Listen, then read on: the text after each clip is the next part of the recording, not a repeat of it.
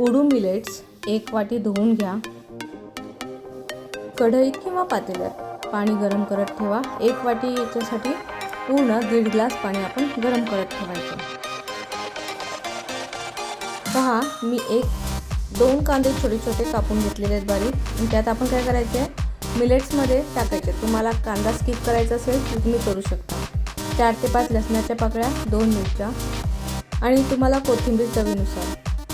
पहा, जसं आपलं हे मिलेट्स बॉईल होत जात आहे, त्यात आपण मीठ टाकणार आहोत थोडंसं, आणि हळद। 10 ते 15 मिनटं उकळू द्या।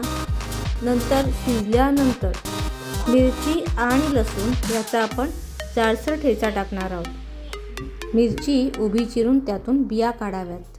कच्चं लसूण मधून आपल्याला फॉस्फरस मिळतो, आणि फॉस्फरस आपल्या पोटासाठी उपयुक्त घटक आहे।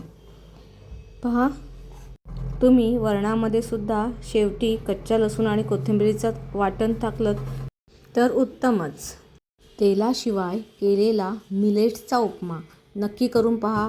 आवडलं तर लाईक, सबस्क्राईब नक्की करा। थँक्यू।